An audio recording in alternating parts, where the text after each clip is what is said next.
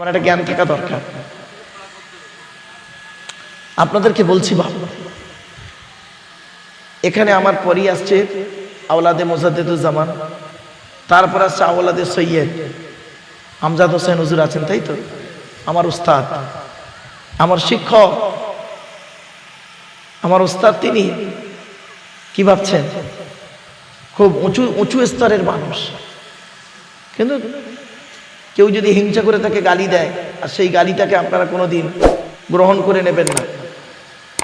যাকে গালি দিচ্ছে তাকে একটু দেখবেন, লোকটাকে গালি দিচ্ছে, লোকটার সঙ্গে একটু মিশে দেখি তো, লোকটার সঙ্গে একটু মিশে দেখি এ গালিটা খাওয়ার যোগ্য কি অযোগ্য।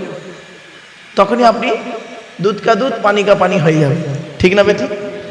আমি ধরুন একজনের বিরুদ্ধে, হাই সাহেবের বিরুদ্ধে, আমি বাবাজির বিরুদ্ধে আমি খুব গালিগালাজ করলাম স্টেজে। আপনাদের গ্রামের মানুষ, আমি খুব গালিগালাজ করে স্টেজ থেকে নেমে গেলাম। আপনার সত্যিকারের মানুষ হলে, কোরআন বলছে, আমি বলিনি, কোরআন বলছে সত্যিকারের যদি মানুষ হন তাহলে আপনি কি করবেন? এই লোকটার সঙ্গে মিশবেন,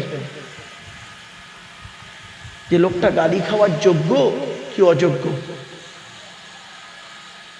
তারপরে করবেন কি? আমাকে জিজ্ঞাসা করবেন, আপনি ওই লোকটাকে যে গালি দিলেন, কি কারণে গালি দিলেন, কি ভিত্তিতে গালি দিলেন? তখন প্রশ্ন সওয়াল জবাব আমার সাথে হবে। আমরা তো বুঝি না, খবরদার না। আমার পরেই আসছেন দাদা হুজুর পীর রহমাতুল্লাহ আলাইহির কলিজার টুকরা সন্তান, সন্তানের সন্তানের সন্তান, আর তারপরেই আসছেন আওলাদে সৈয়দ। আর তার মাঝখানে প্রথমেই আমাকে নিয়ে এসছেন হতভাগা। আমার মতো একটা হতভাগা নালায়েককে আপনি এনেছেন। আমি আপনাদের উপকার করতে না পারলে বাপ ক্ষতি করব না, এতটুকু আমি বলে যাচ্ছি। কবরে আমার শুতে হবে। আমি এই কথাগুলো যদি না বলি আপনাদের, কিয়ামতের মাঠে আল্লাহ আপনাকেও ধরবে, আমাকেও ধরবে। আপনাদের থেকে আগে আমাকে ধরবে। আপনারা এক কাজ করবেন, জলসা দেবেন আলহামদুলিল্লাহ, কোরআনের তাফসির দেবেন, বুঝতে পারছেন না? ইসালে সওয়াব হচ্ছে, কোরআনের তাফসিরটাও হবে। প্রতি বছর একটা করে সূরার তাফসির করবেন। যে বক্তাকে দাওয়াত দেবেন, যেন তিনটে বক্তা, তিনজন বক্তাকে তিনটে টপিকস বেছে দেবেন। ভালো হবে, ভালো হবে যে আপনি কোরআনের এই সূরাটি দয়া করে আলোচনা করে। 1 বছর আগে দাওয়াত দেবেন, নিশ্চয়ই থেকে 1 বছরে বই পড়তে হবে, কিতাব পড়তে হবে। 1 বছর আগে দাওয়াত দেবেন, হুজুর দয়া করে আপনি এই সূরার উপরে আলোচনা করবেন। আরেকজন বক্তাকে বললেন, হুজুর দয়া করে আপনি এই সূরাটার উপরে আলোচনা করবেন। 3 জন বক্তাকে 3টে সূরার আলোচনা দিলেন। এবার বলুন, কোরআনের সূরা আছে কটা? 114টা। তো এই জলসার বয়স যদি 70 বছর হয়, 70 বছর যদি বয়স হয়, আর প্রতি বছরে যদি 3টে করে সূরার তাফসীর হতো, 3 সাথে 210টা সূরা হতো। গোটা কোরআনের তাফসীর আপনারা শুনতে পারতেন। আপনারা তা করেননি, এ চোখ আপনাদের খোলা হয়নি।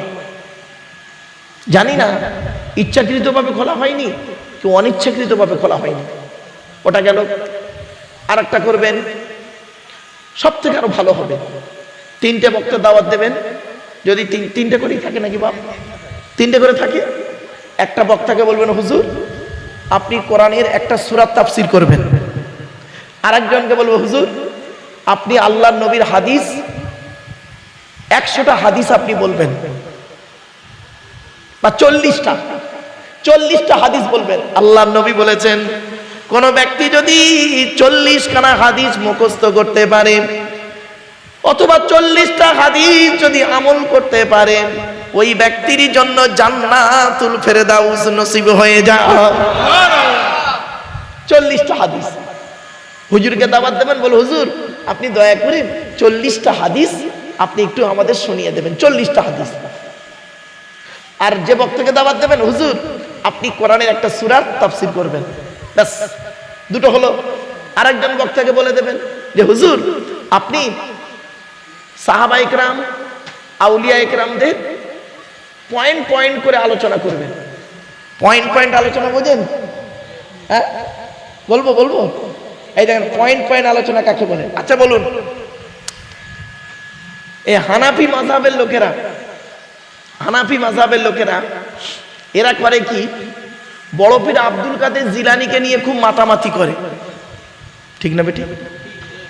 11 শরীফ, অমুক শরীফ, এটা শরীফ, ওটা শরীফ খুব করে। ভালো কথা। আমি আপনাদের প্রশ্ন করছি, বলুন দেখি, আপনারা যে আব্দুল কাদের জিলানী রহমাতুল্লাহ আলীকে নিয়ে এত মাতামাতি করেন, আচ্ছা আব্দুল কাদের জিলানী রহমাতুল্লাহ আলীকে কোন মাযহাবের লোক ছিল জানেন?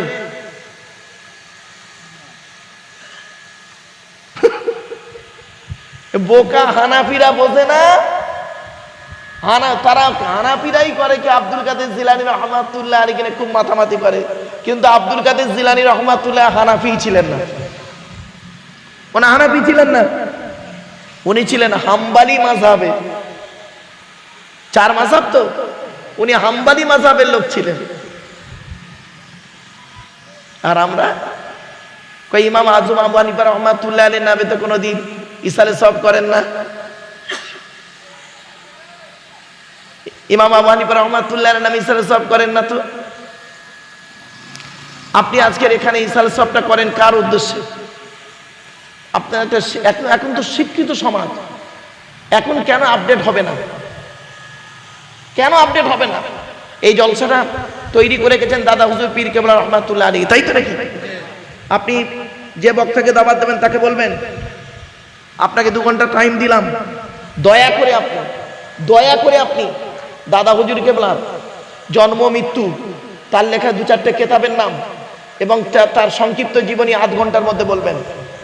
আর 5 হুজুর কেবলা, তার 5টা সন্তান, বড় হুজুর, মেজ হুজুর, সজ হুজুর, নওয়াব হুজুর, ছোট হুজুর, প্রত্যেকটা হুজুরের 10 মিনিট করে আপনি বলবেন জীবনী, জন্ম মৃত্যু সংক্ষিপ্ত জীবনী, ব্যাস। তাহলে 5টা হুজুরের 50 মিনিট, দাদা হুজুর কেবলা 30 মিনিট, কত হলো? 80 মিনিট। 80 মিনিট থাকছে কত 2 ঘন্টার মধ্যে? 40 মিনিট। 40 মিনিটের মধ্যে আপনি কোরআন হাদিস থেকে দোয়া সালাম করে শেষ করে দিবেন। বক্তা দাওয়াত নেওয়ার আগে চিন্তা করবেন। এই জন্য ওয়াজ করতে গেলে লেখাপড়া করতে হয়, আপনাদের বলে যাচ্ছি বাপ, দয়া করে এগুলো একটু ফলো করবেন। আপনারা শুধু জলসা করেন কেন? আর জলসা করে না মসজিদে, ওটা মানে ওই নামাজ কি বলে মাদ্রাসায় পড়ান বাচ্চাদের। আর এই ঈদগাহটা ছিল, এটা ঈদগাহ ছিল নাকি বাপ? এখন মসজিদে ঈদের নামাজ পড়েন, ভালো জিনিস। তা আপনারা এর সাথে আর সামাজিক কাজ কি করেন বলুন? কিছুই করেন না। কেন রক্তদান শিবির করতে পারেন না?